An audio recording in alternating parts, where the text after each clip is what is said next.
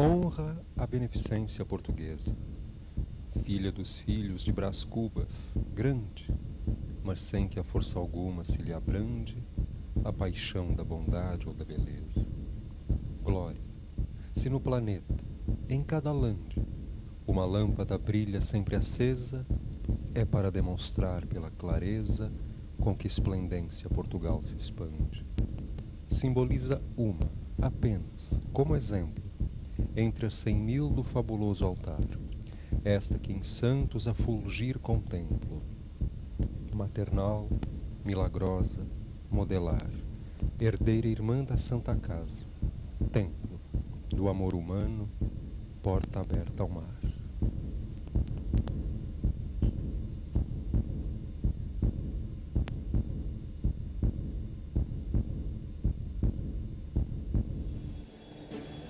Foi em 1859, 37 anos após a independência do Brasil. Foi durante a construção de uma ferrovia até São Paulo, um dos primeiros passos para o desenvolvimento da cidade. E foi nessa época em que Santos começava a encontrar o caminho do progresso que um grupo de portugueses, movidos pelo sentimento de solidariedade, fez nascer, no dia 21 de agosto daquele ano, aqui, nessa mesma rua em que nasceu José Bonifácio, a Sociedade Portuguesa de Beneficência.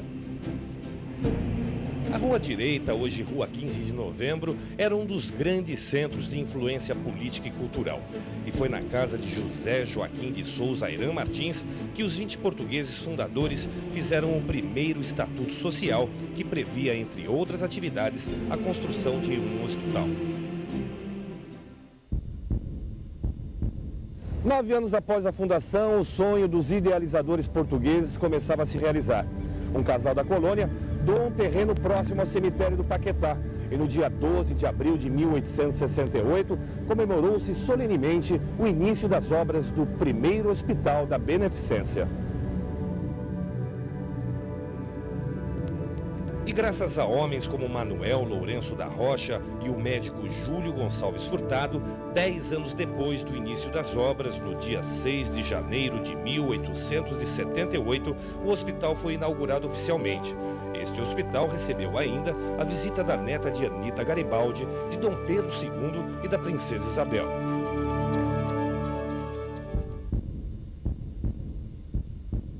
Durante o período em que o hospital era no Paquetá, muitos fatos aconteceram. Epidemias de varíola, de febre amarela, entre outros, atacaram a população. E a Beneficência atendia muitos enfermos, sendo sócios ou não. Era o espírito de solidariedade que estava enraizado desde o seu berço.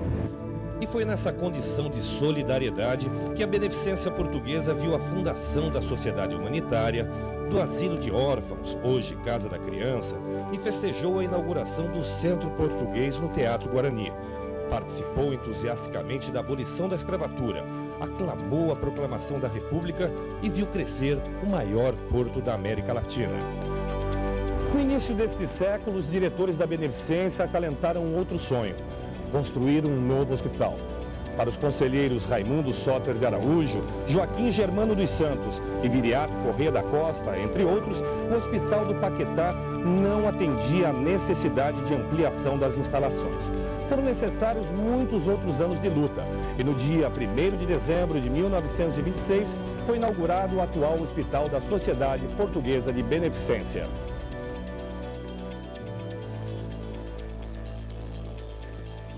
Porque no dia que inaugurou, meu pai com os meus tios, eles iam a Itanhaém, porque meu tio tinha comprado uns sítios lá em Itanhaém. Então eles iam, foi o meu tio Miguel Cirilo dirigindo um Fiat. Ao lado foi meu primo, morreu agora há pouco tempo. E atrás ia meu pai, na ponta, ia meu tio Nicola no meio e o irmão do Cirilo na outra ponta. E eles iam pela praia e foram em grande velocidade pela areia, porque se ia pela areia. Aí o meu tio Nicola reclamou, disse: ô Miguel, você está andando muito depressa. diminui um pouco. Ele diminuiu, mas com esse negócio da conversa ele se distraiu e não reparou naqueles riachos que atravessavam a praia, que tinha, a água corria em riacho, né? Então ele bateu contra uma margem desse rio e o carro capotou. Meu tio arrebentou o peito, quebrou 5 ou 6 costelas, compreendeu? O Miguel Cirilo. Meu pai estava com o braço para fora, quando o carro virou, ele quebrou a clavícula. O meu tio Nicola quebrou a cabeça, porque bateu em cima.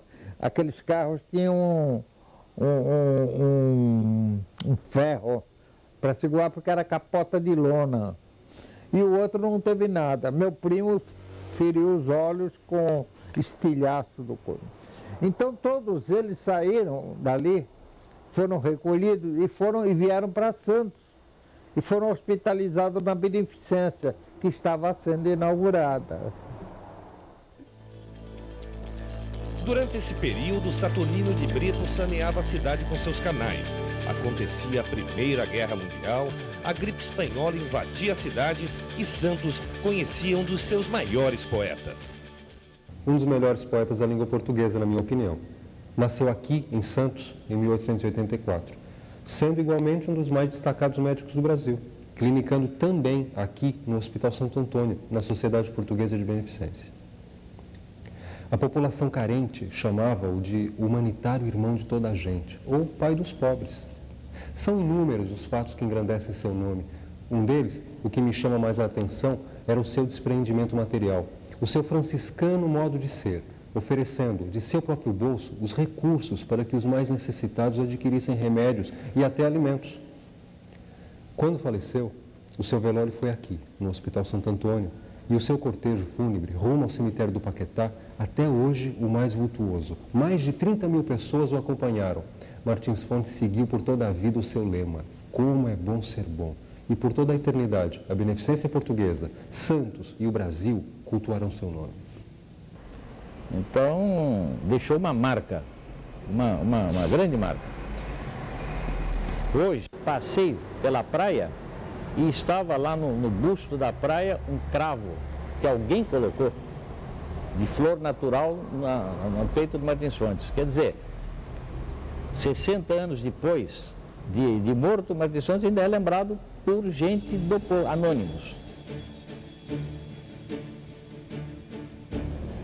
No centenário da Sociedade Portuguesa de Beneficência, em 1959, teve muita festa na cidade. Afinal, o hospital era um dos mais equipados da região. Contava com um moderno centro cirúrgico, um eficiente laboratório de análises clínicas, banco de sangue de referência, maternidade de alto padrão, entre outros serviços. Para o final da era Vargas e o auge da industrialização de JK. O início da década de 60, um golpe invadiu a cidade e o país.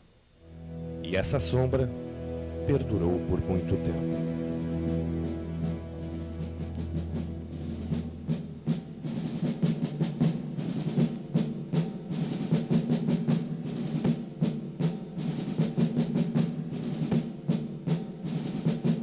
Como reflexo, toda a cidade se ressentiu e a Beneficência teve a sua cota. Seu prédio histórico, suas instalações e seus equipamentos estavam em precária situação.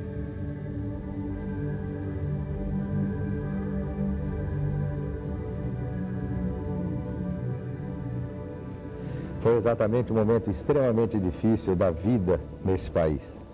Eu digo em todos os sentidos. Nós havíamos sofrido um golpe político-militar, econômico de 64. Em 68, em dezembro, o ato institucional número 5, de dezembro de 68. A cassação, portanto, o afastamento de grandes lideranças políticas dessa cidade, inclusive. Poderia citar como um grande referencial, era o nosso líder nacional à Câmara dos Deputados, o jovem Mário Covas, né? Que foi também abatido, derrubado, como dezenas e centenas de companheiros em todo esse país. E Santos se vê num período de esvaziamento político, econômico, social. Isso como de resto atinge a toda a sociedade. Portanto, instituições, não é? Como a nossa Sociedade Portuguesa de Beneficência, instituições de todos os setores começam a sofrer com o esvaziamento político-econômico da nossa região. Restaurar e preservar, duas palavras que combinam com a solidariedade dos fundadores há 140 anos. E é com respeito e dedicação aos princípios dos idealizadores desse trabalho comunitário que a atual diretoria da Sociedade Portuguesa de Beneficência devolve à população de Santos e de toda a região um dos mais belos e equipados hospitais do Estado e do Brasil. É muito visível a transformação da beneficência portuguesa. A população hoje santista, ela conta com serviços como a UTI, com modernos equipamentos avançados, conta com uma maternidade chamada de Benemater, mais sofisticada aqui da Baixada Santista, proporcionando às gestantes, proporcionando às mães, futuras mamães, né, a mais alta tecnologia durante o seu processo de parto, o seu processo de gestação também.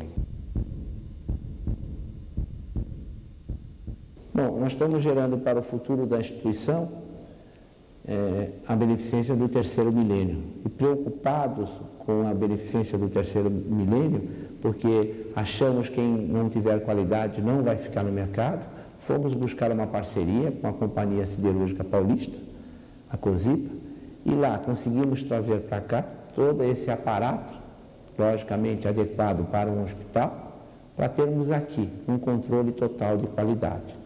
Eu acho que se José Joaquim Ayran de Souza Martins estivesse vivo, eu acho que ele ficaria muito contente hoje em adentrar essa instituição e ver o que já foi feito a ela, mesmo na área médica, na área administrativa, no seu crescimento, os próprios associados, enfim, eu acho que nesse aspecto a beneficência guarda essa história, esse passado, esse respeito muito grande por esses fundadores, né?